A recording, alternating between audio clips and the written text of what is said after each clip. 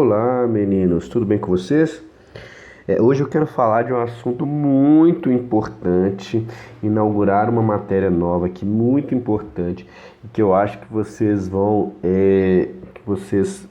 dar muito valor para ela, que é o estudo de vírgulas. Eu sei que vocês têm problemas com vírgulas e eu estava ansiosamente aguardando por esta aula aqui, porque essa aula a gente vai tirar algumas nessas aulas próximas a gente vai tirar algumas dúvidas, né? E eu sei que essa é uma matéria importantíssima para vocês e para mim também, né? Então bora lá, vamos falar de vírgulas, quando eu devo usar, e eu vou começar por aquilo que eu acho até mais importante, que é quando eu não devo usar. Quando eu não devo usar de jeito nenhum. Bom, pessoal, por que a gente está estudando vírgula agora? A gente não estudou vírgula lá no comecinho do ano, enfim, né? Por que agora? Deixa eu explicar uma coisa para vocês. Vocês têm que tirar da cabeça de vocês que vírgula tem a ver com a entonação ou o ritmo, no sentido de que, eu faço uma pausa, então eu vou colocar uma vírgula, que como eu fiz a pausa, eu vou colocar a vírgula. Olha, deixa eu contar uma coisa para vocês, vírgula não tem nada a ver com pausa, vírgula tem a ver com relação sintática. Por isso que a gente está estudando vírgula no final do ano, porque para aprender vírgulas, você tem que saber os termos sintáticos. Não tem como aprender vírgulas se você não sabe o que é um sujeito, o que é um predicado, o que é um aposto, o que é um vocativo, o que é um adjunto adverbial, o que é um adjunto adnominal, o que é uma oração subordinada, o que é uma oração coordenada. Se você não souber esses termos, você não consegue aplicar corretamente as vírgulas, porque vírgula tem a ver com relação sintática. Vírgula não tem nada a ver com ritmo, entonação, pausa, como a gente costuma às vezes aprender, ou como se aprendeu quando você era mais novo, né? Por que você aprendeu assim como era mais novo? Porque era mais fácil de explicar dessa maneira naquela época, tudo bem. Agora que você já conhece os termos sintáticos, agora você já pode aprender vírgula de verdade, né? Porque esses termos, entonação, ritmo, pausa, são termos da música, são conceitos da música. Não faz sentido você aplicar um conceito da música na gramática. Que sentido que tem?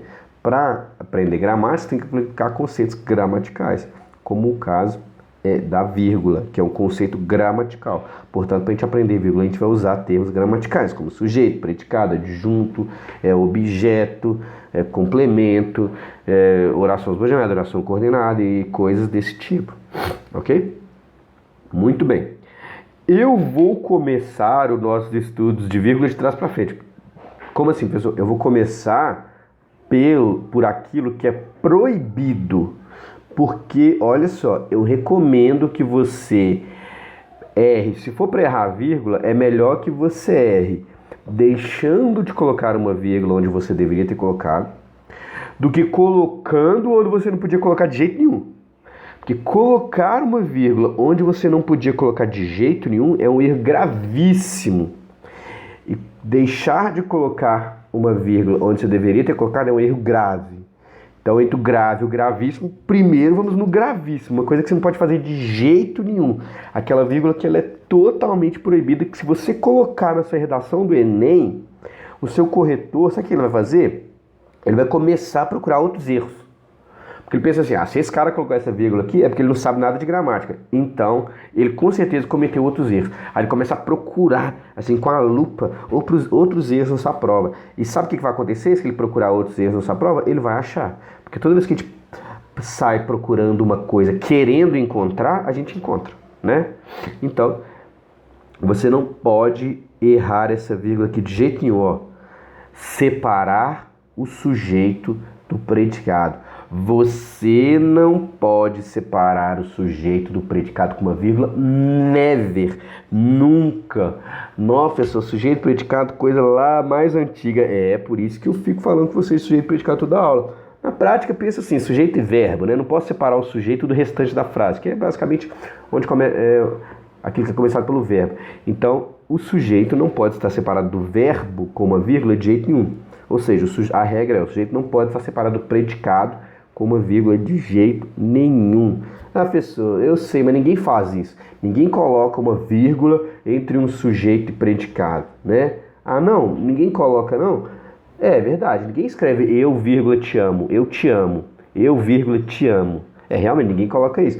Mas quando o sujeito é mais complexo, quando o sujeito é maior, né, quando o sujeito é grande mesmo, ou então quando você está escrevendo num ritmo que você está fazendo pausas no seu texto e tal, aí você acaba sim colocando a vírgula no predicado. Esse primeiro aqui é mais raro, né? Olha só. Depois que Zezé ficou de cama por alguns dias, por causa das surras que levou, saiu de casa pela primeira vez. A primeira coisa que o menino decidiu fazer foi procurar seu amigo, o Portuga.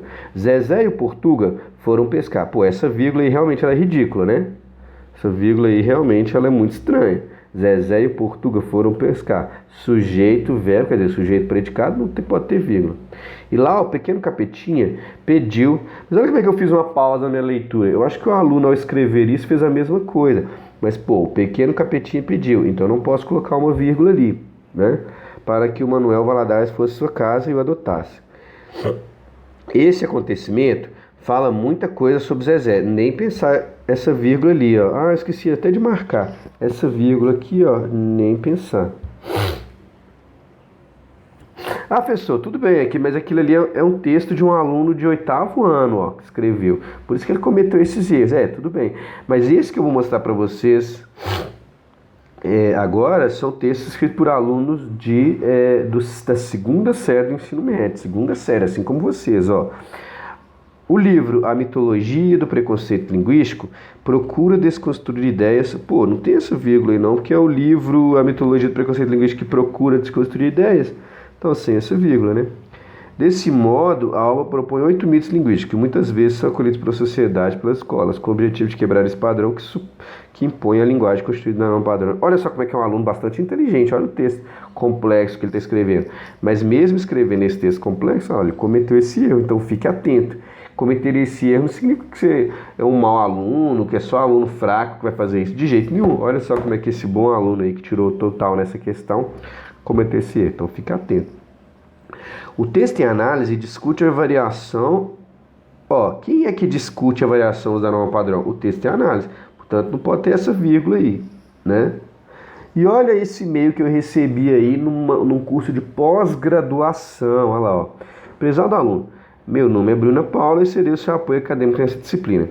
É importante que você saiba que o apoio acadêmico como uma disciplina virtual tem como principal objetivo... quem é que tem como principal objetivo? Quem é que tem como principal objetivo? O apoio acadêmico como uma disciplina virtual. Só que como ela escreveu esse início de frase muito grande, a Bruna Paula achou que tinha que colocar uma vírgula ali na frente do tem. Mas na verdade não, porque na frente do tem vem o sujeito. Então essa vírgula aí não poderia estar ali, né? Então isso num e-mail direcionado a uma turma de pós-graduação. Ou seja, acontece com muita frequência essa coisa do sujeito predicado separado com uma vírgula. Você tem que ficar muito atento, ok? Professor, e no Enem isso acontece? Será? Olha aí a redação que eu peguei, né? Olha aí a redação que eu peguei do Enem para a gente analisar.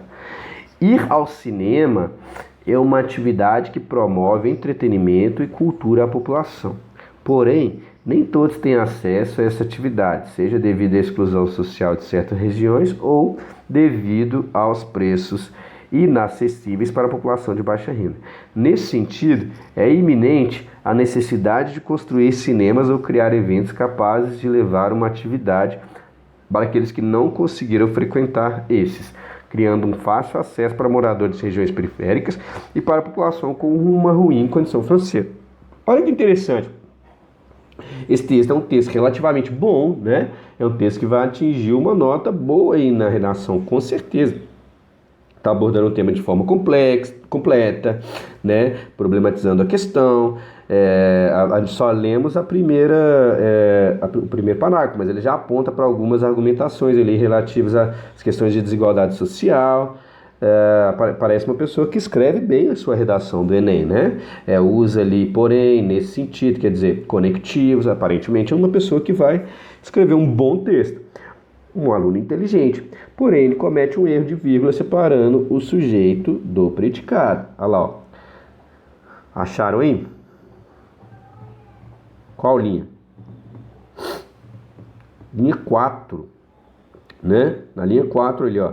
Nesse sentido, é iminente, tá beleza, nesse sentido ele tá correto, tá vírgula. Nesse sentido, é iminente a necessidade de construir cinemas ou criar eventos capazes de levar essa atividade para aqueles que não conseguem frequentar esse.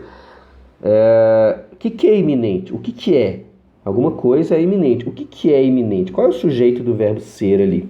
A necessidade de construir cinemas ou criar eventos é iminente. A necessidade de construir cinema é iminente. Pô, então essa vírgula aqui não poderia estar aqui, porque ela está separando o sujeito, que está aqui, do predicado, que está aqui. Uma vírgula não pode separar o sujeito do predicado. Ah, pessoal, mas nem quando está invertido assim, primeiro vem o predicado, depois o sujeito, nem quando está nada. Não pode de jeito nenhum separar um sujeito de um predicado com uma vírgula, ok? E lá no meio do texto do aluno, ó, em segundo plano, pode-se destacar a importância do cinema para as pessoas. Um bom filme promove conhecimento geral e cultura, além de expressar diversas emoções do espectador. Pra você ver que é um bom texto, né? Um aluno realmente bom que está escrevendo, né? Assim, relativamente bom, não é um texto ótimo, mas é um texto bom, né? Em segundo plano, pode-se destacar a importância do cinema. Pô, olha só, o que pode se destacar? O que pode se destacar? É a importância do cinema. Então tá aqui, tudo isso aqui para frente ao sujeito, né? Isso é que pode se destacar. Portanto, eu não poderia ter colocado essa vírgula aqui, ó. Assim como não poderia ter essa, não poderia ter essa aqui. Porque essa vírgula está separando o sujeito do seu verbo, do predicado da oração. Então, nem pensar. Ok? Bom, a mesma lógica que manda não separar o sujeito do predicado, você tem que ficar atento porque ela também manda não separar nenhum dos termos integrantes da oração.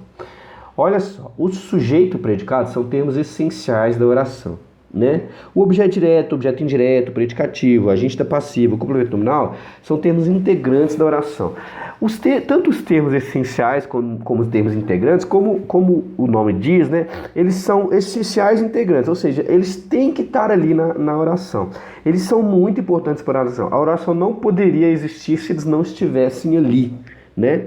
O que significa dizer que eles são naturais na oração, vamos dizer assim, né? Eles estão ali, eles tinham que estar ali mesmo. O que a gente tem que pensar? A vírgula é uma coisa um pouco antinatural. Pensa assim, a vírgula é um pouco coisa antinatural. Então, esses termos que são naturais da oração, os integrantes essenciais, eles não precisam de vírgula, né? Vamos deixar as vírgulas só para os termos mais esquisitos, só para quando a gente for fazer coisas diferentes na nossa oração, né?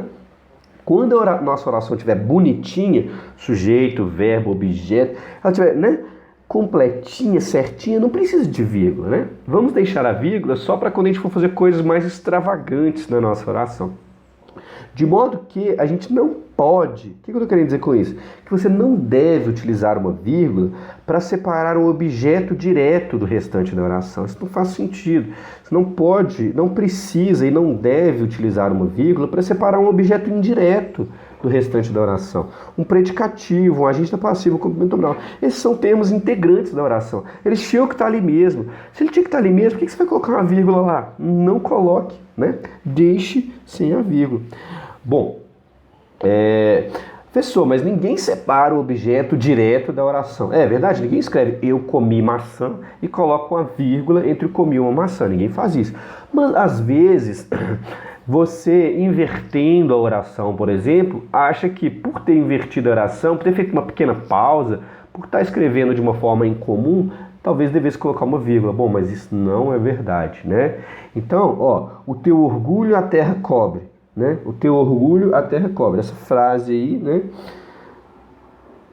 A gente chama de para-choque de caminhão, né? O teu orgulho a terra cobre.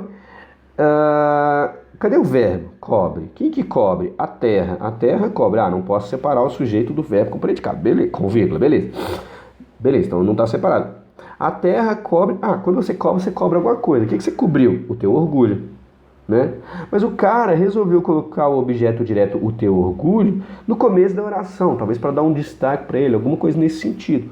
Então ele achou que ele deveria ter colocado uma vírgula, mas não, né? Não pode colocar. O teu orgulho, vírgula, a terra cobre? Não, que essa vírgula aqui, ela está separando o objeto direto do restante da oração. E nós não separamos termos integrantes da oração.